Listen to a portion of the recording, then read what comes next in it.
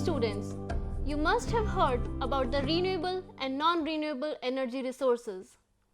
As we need secure and reliable energy supply 24 hours a day, we should use more and more of renewable energy resources like solar and wind, and also to reduce our reliance on non-renewable energy resources like oil and gas and some fossil fuels. But it's not so easy to just switch over to using renewable energy resources 24 hours a day. It becomes a necessity to store energy generated from these renewable energy resources in some powerful, reliable batteries.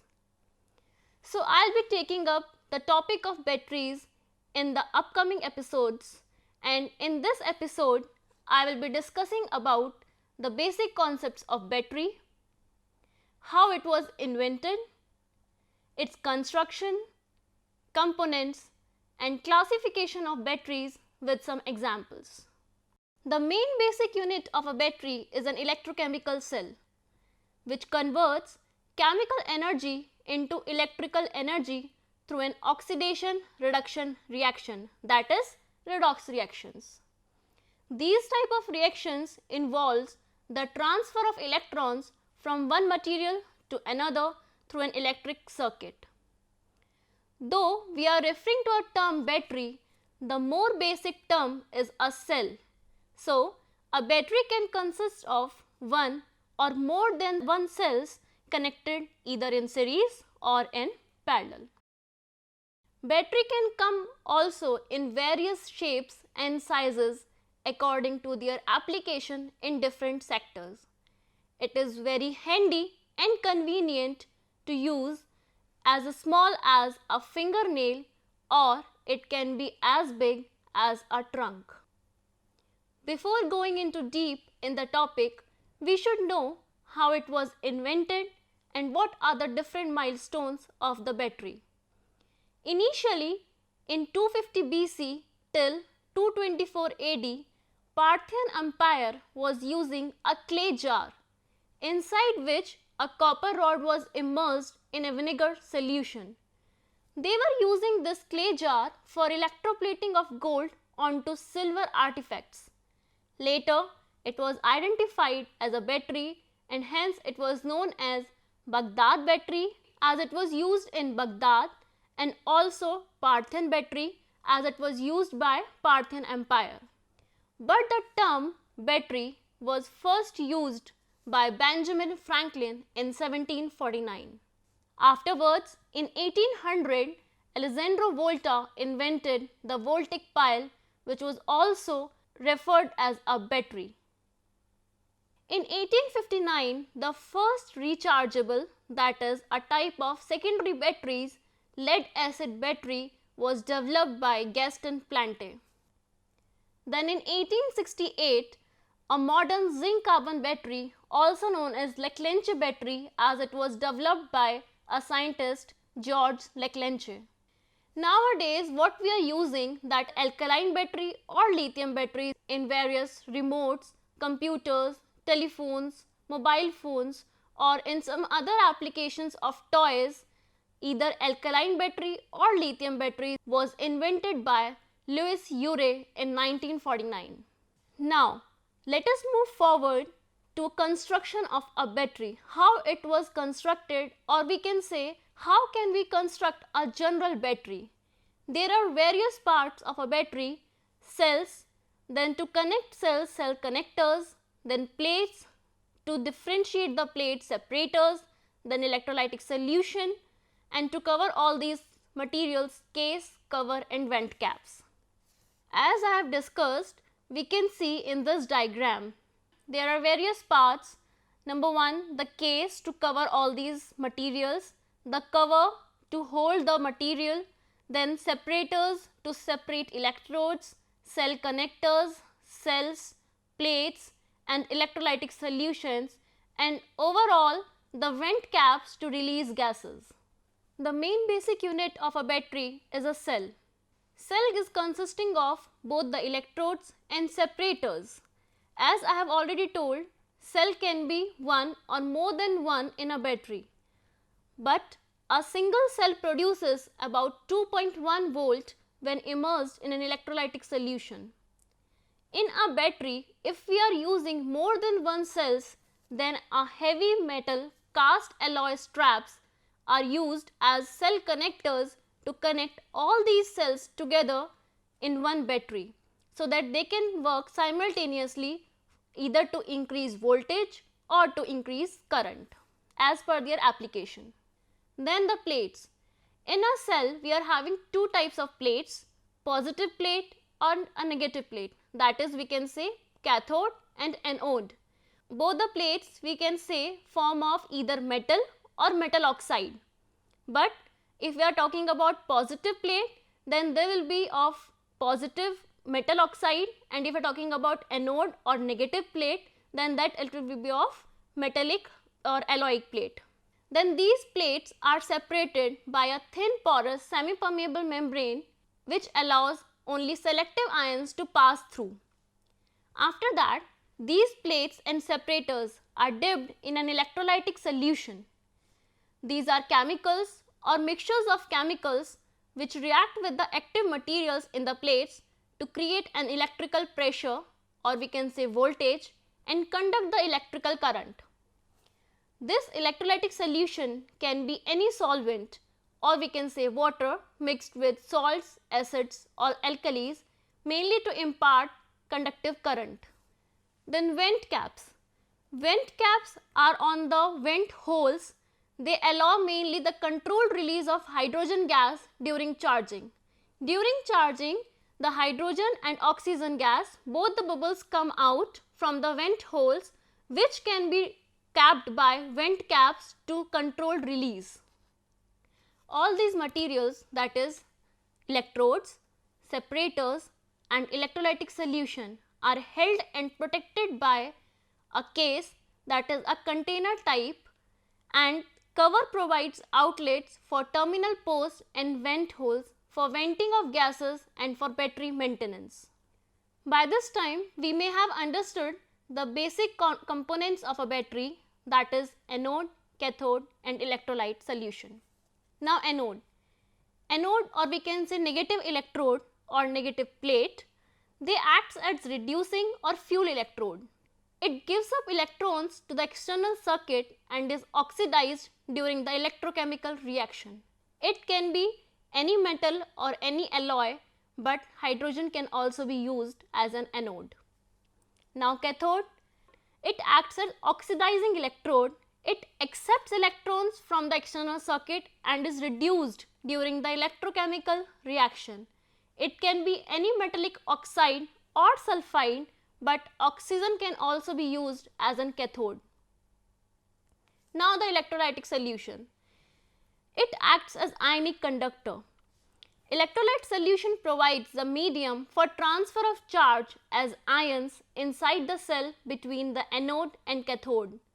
It is typically a liquid, either water or any other solvent mixed with salts, acids or alkalis to impart ionic conductivity.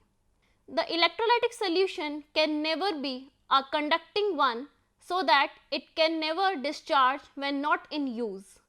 So, electrolytic solution, whatever the type of solution is, either alkali or acid or any salts, but it should be non-conducting. As I have already discussed, anodic materials, cathodic materials and electrolytic solutions, these are some examples. The best negative nature of the material, the best quality of the anodic material. So for example, lithium, magnesium, aluminium, zinc or chromium, they are having very high negativity nature, so they are characterized as best anodic materials.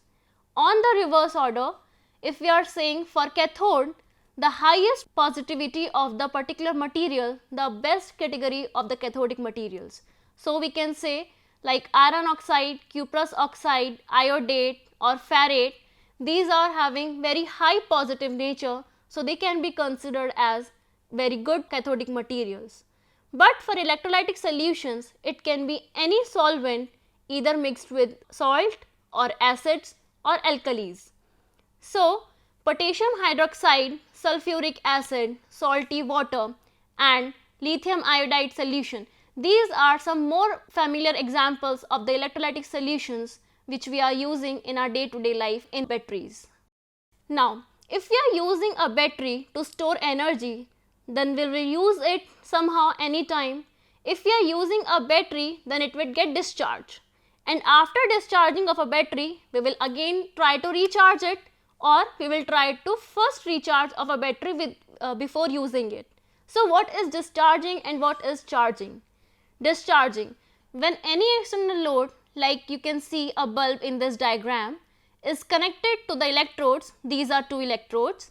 Oxidation reaction starts occurring in one electrode, and on the same time reduction is occurring on other electrode. As you can see in this diagram, on the one plate oxidation is occurring as ions are going through it, and on the other electrode reduction is occurring, that is electrons are giving up from this electrode. And this will continue until and unless the metals become alike and the acid, that is the electrolytic solution in the container, is used up. As you can see in this diagram, it is a diagram of charging. We will discuss it in the next slide.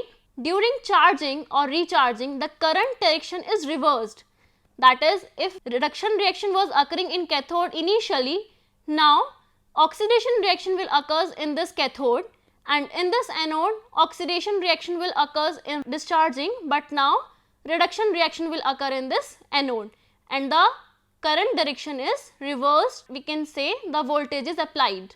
So during charging, the current direction is reversed and oxidation takes place at positive electrode and reduction at the negative electrode, and it will continue until and unless the cell materials are restored to their original conditions, that is the cell or a battery is fully charged.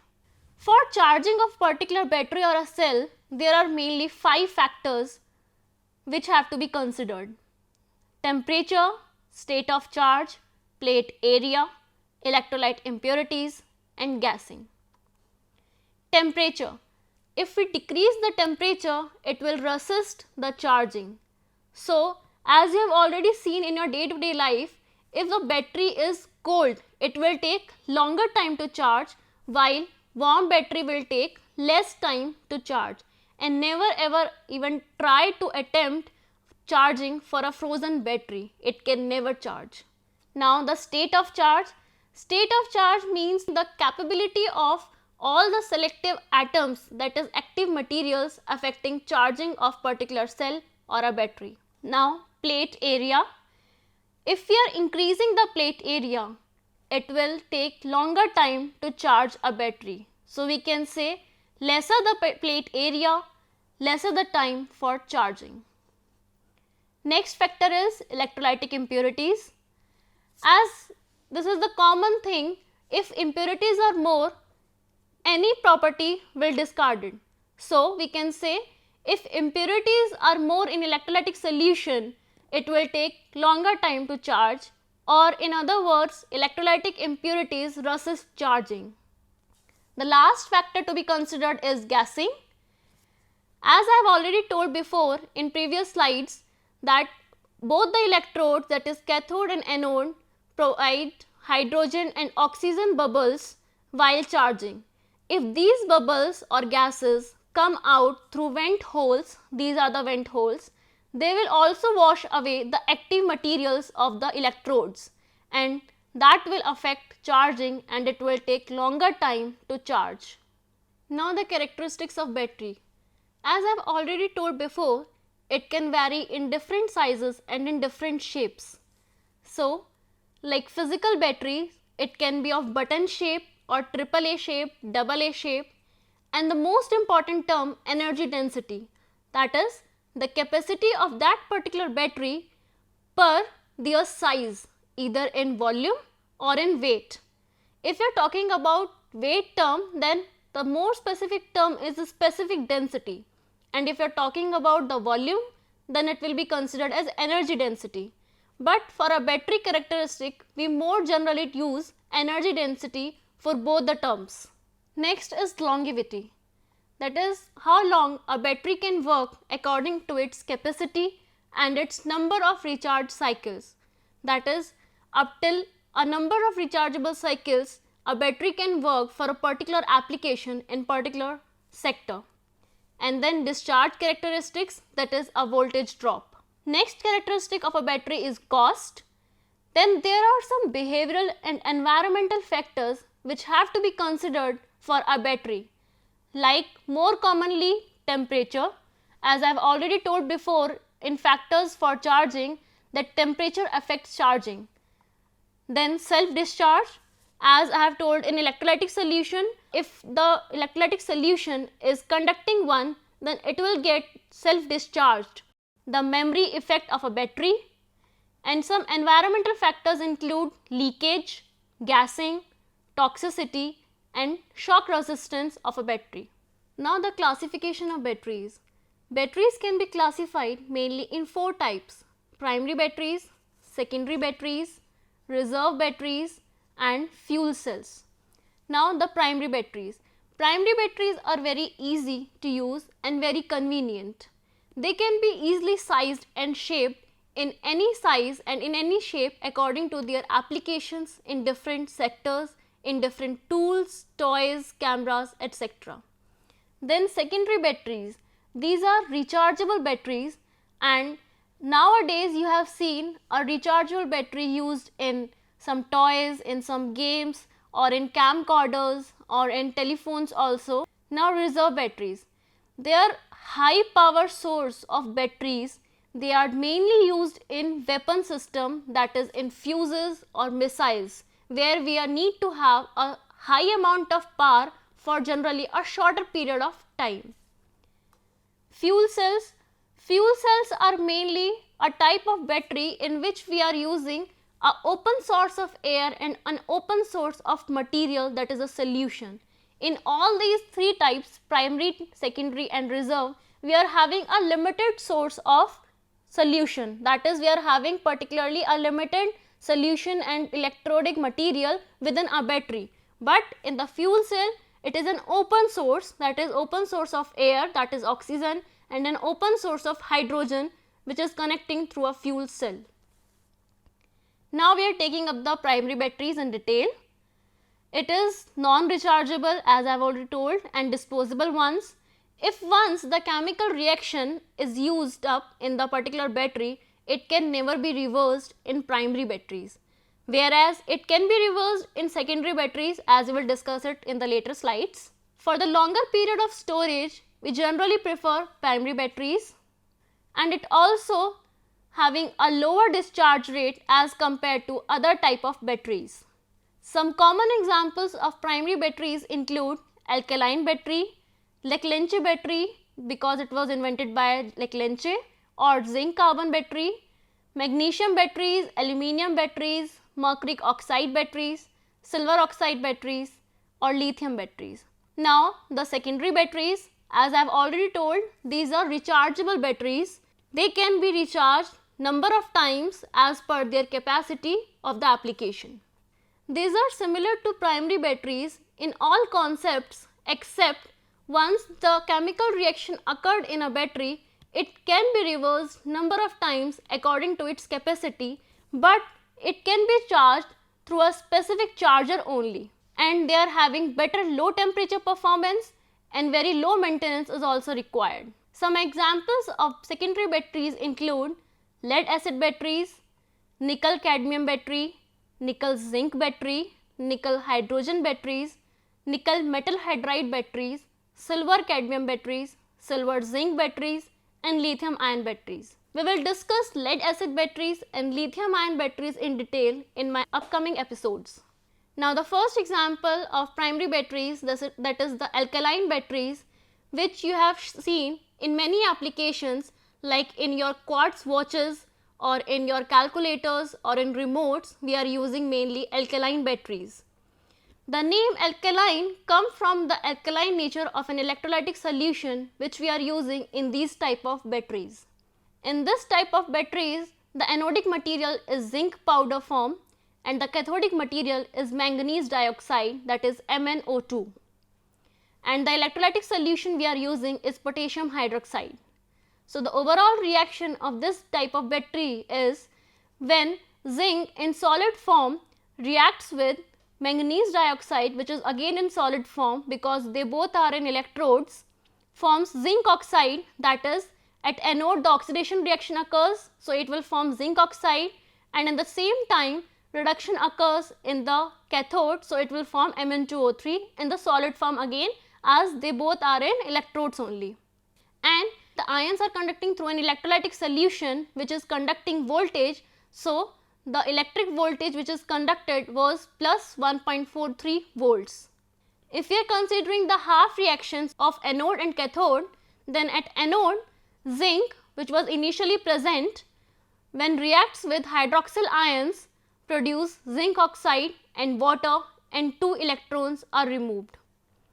At the same time at cathode, these water and 2 electrons which we are giving up from the anode reacts with cathode and then forms Mn2O3 and 2 hydroxyl ions, and these 2 hydroxyl ions again in the electrolytic solution which will again react at the anode, and this will continue until and unless the metals become alike of the anode and the cathode, and the electric voltage of anode and cathode are respectively minus 1.28 volts and plus 0.15 volts.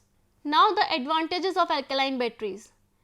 They are having a high capacity as compared with other type of primary batteries, and they are very suitable for high drain rate applications. They are having a very good shelf life, and they can come in variety of sizes and in variety of shapes, and low temperature performance, they are having a very good performance, and also a high rate performance of alkaline batteries is there. Whereas if we are talking about the disadvantage of alkaline batteries, they are having a moderate cost but most cost effective at high rates. As we can see in this diagram, this is a positive terminal of a battery. We are having a cathode of manganese dioxide as we have discussed, then anode of zinc in powder form, and we are having this is a negative terminal through which we can connect it through other cells, and this is a current collector, and we are having electrolytic solution of potassium hydroxide and water, that is a solvent or a water mixed with any salts or alkalis or acids. Now the second type of primary battery is zinc carbon battery. It is first invented and patented by George Leclanche, and hence it was also known as Leclanche battery. In this type of battery, the anodic material is zinc in a metal body form, whereas cathode is of manganese dioxide, and the electrolytic solution is a paste of zinc chloride and ammonium chloride dissolved in water. So the overall reaction of zinc carbon battery is when zinc in metal form reacts with manganese dioxide again in the electrode, and ammonium chloride which is present in electrolytic solution gives Mn2O3 and zinc, and also NH3 whole twice chlorine plus water in the liquid form. Both these solutions, water and NH3 whole twice Cl2, both will come in the electrolytic solution, whereas zinc and Mn2O3 both will be the electrodes, and the electric voltage of this whole reaction is 1.3 volts.